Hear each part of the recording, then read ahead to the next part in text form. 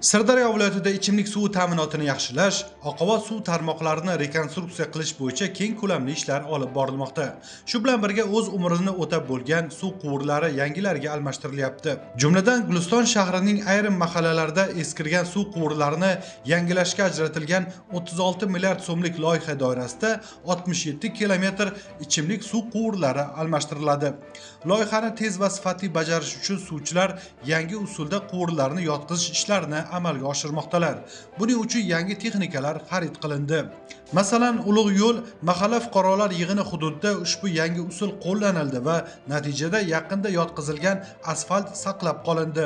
Dovul daraxtlarga ham ziyon yetkazilmadi. Texnika va ishchi kuchidan iqtisod qilindi. Muhimi, bu orqali eng qimmatli vaqt tejab qolindi. Shu mahallada 50 yildan beri yashab kelaman.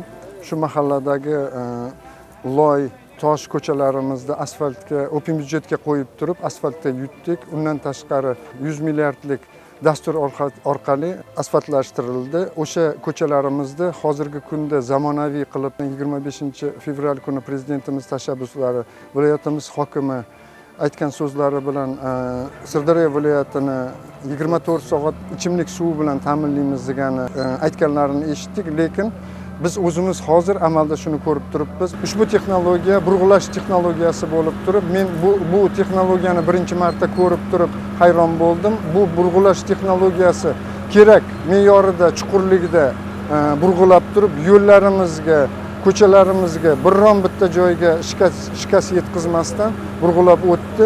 Mana bu yil 2025-yil bizning ko'chamizga yangi texnologiya usulida suv o'tkazdi, turbalar tortib, oldin bunaqa emas edi.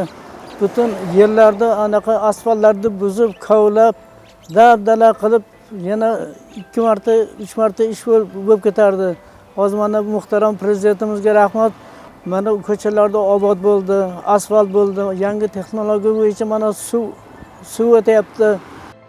Hozirgi kunga kelib 8,5 kilometr suv quvurlari yotqizib bo'lindi va yana 100 ga yaqin xonadon ichimlik suvi tarmog'iga ulanib, suv hisoblagichlari o'rnatildi. Aytish kerakki, bugungi kunga kelib Sirdaryo viloyatida aholining toza ichimlik suvi bilan ta'minlanganlik darajasi 87,5% ga yetdi.